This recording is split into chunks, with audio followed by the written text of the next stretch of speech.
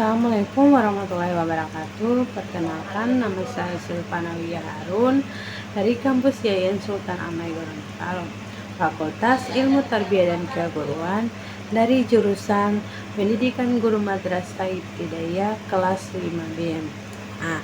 Dalam video kali ini saya akan memaparkan hasil proposal, itu dengan judul peningkatan kemampuan membaca pemahaman melalui metode guided reading pada siswa kelas 4 SD di sekolah SDN 10 Limboto. Baik, kita akan masuk kepada bab 1, yaitu bagian A, latar belakang.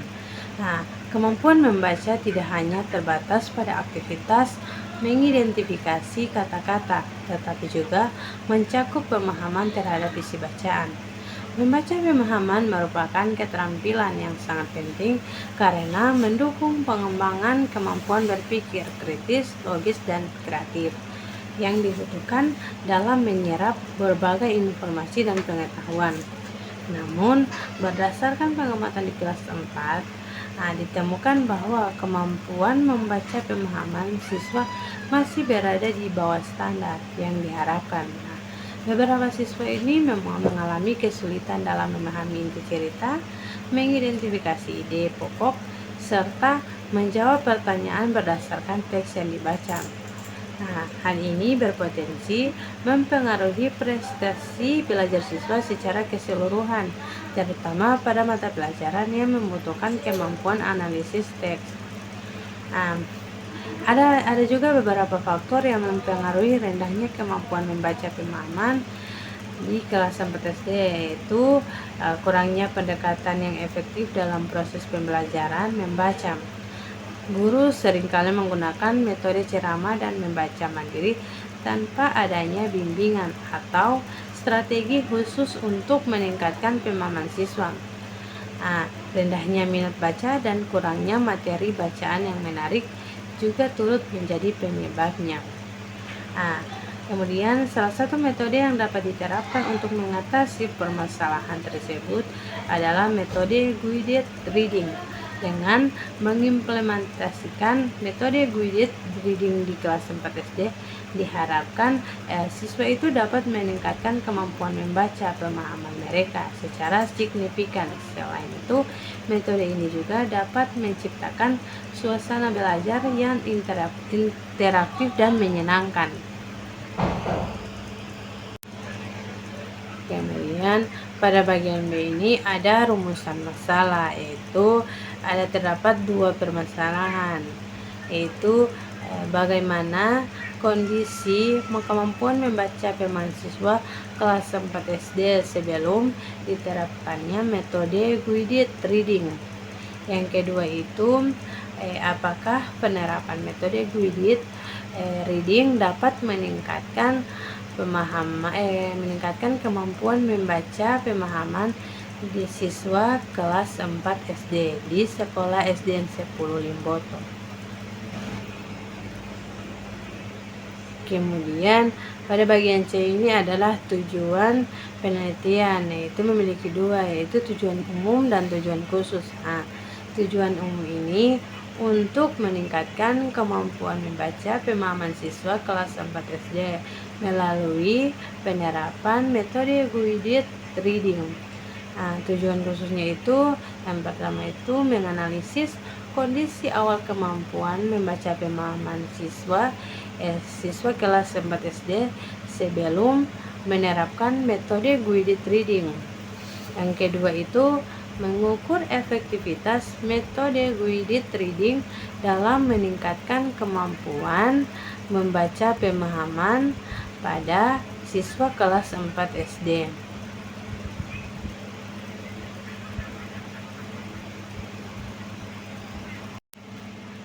Pada bagian B ini ada manfaat penelitian, yaitu yang pertama itu ada bagi guru. Bagi guru ini dapat memberikan alternatif metode pembelajaran membaca, khususnya dalam meningkatkan kemampuan membaca pemahaman pada siswa kelas 4 SD di dengan menjadi referensi dalam memilih strategi pembelajaran yang interaktif dan menarik untuk meningkatkan minat serta hasil belajar siswa. Bagi siswa itu dapat membantu siswa dalam meningkatkan kemampuan membaca pemahaman secara bertahan dan terstruktur.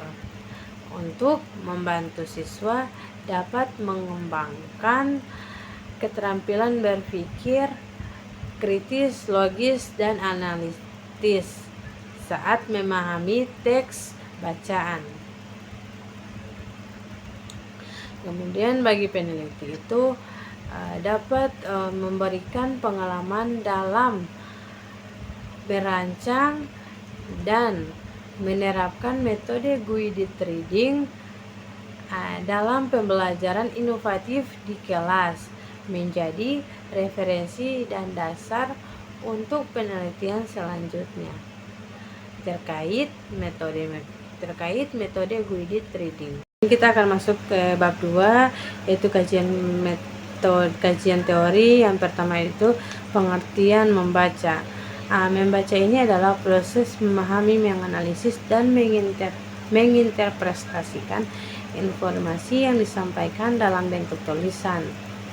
Aktivitas ini melibatkan pengenalan simbol-simbol atau huruf, pemahaman makna kata, frasa, hingga konteks keseluruhan teks.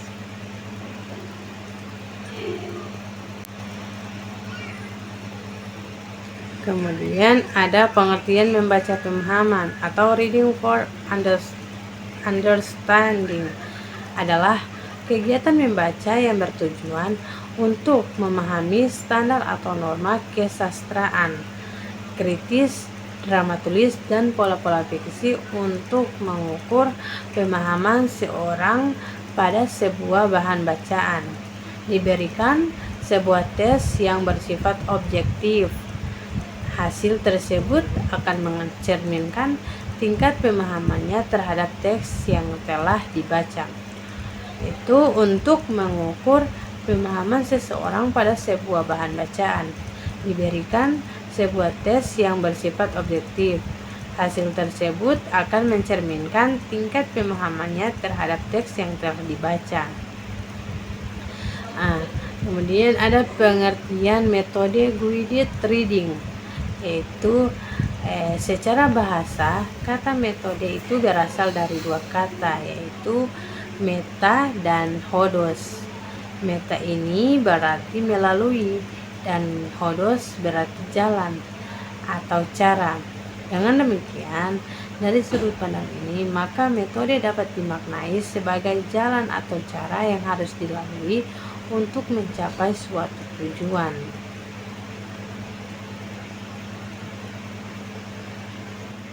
Kemudian kita masuk pada kerangka berpikir.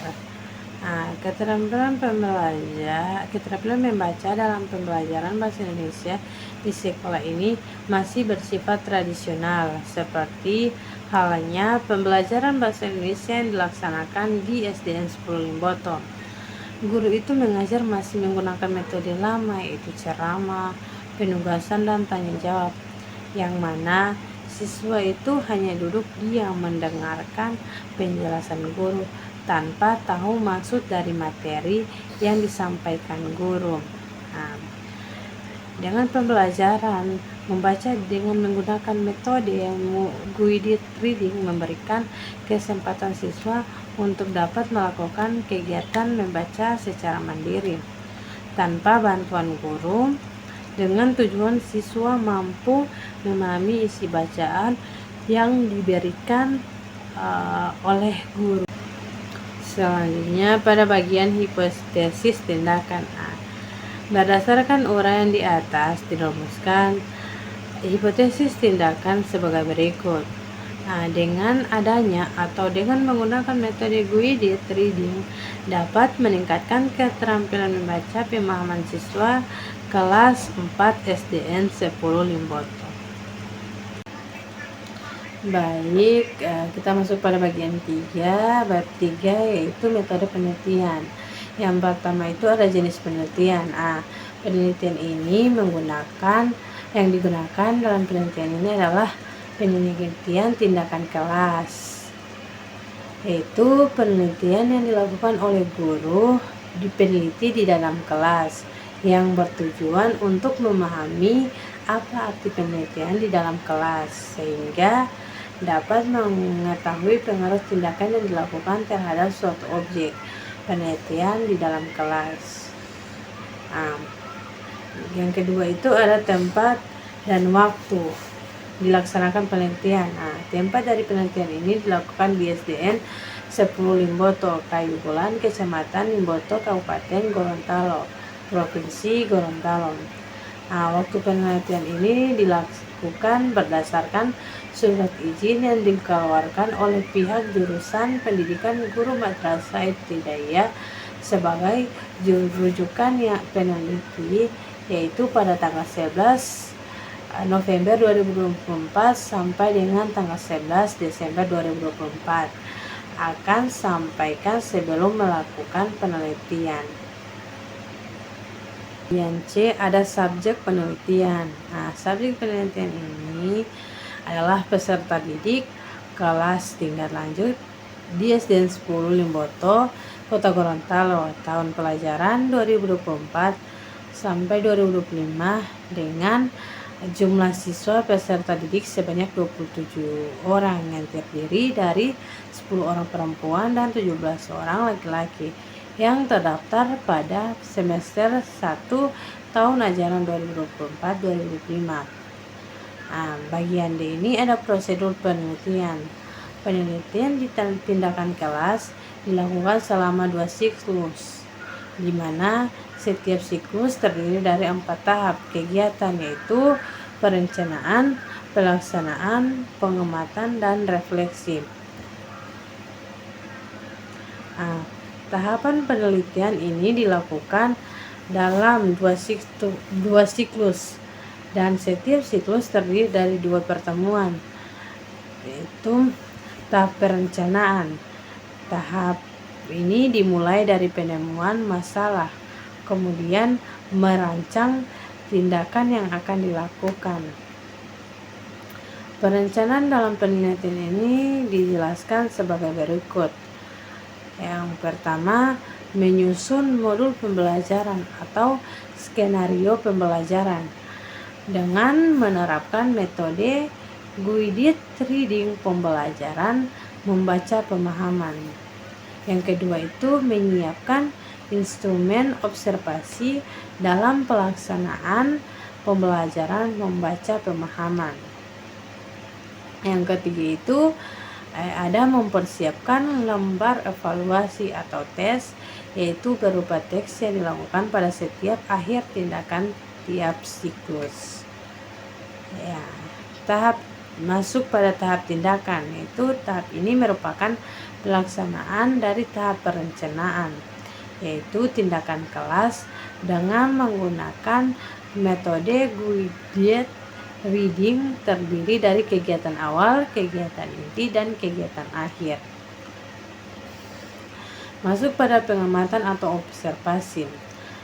Pada tahap ini dilakukan pengamatan yang berkaitan dengan jalannya proses pembelajaran dengan menggunakan metode guided reading. Pengamatan dilakukan dengan menggunakan lembar observasi yang telah disiapkan dan dilakukan setiap tindakan kelas berlangsung. Yang terakhir itu ada refleksi.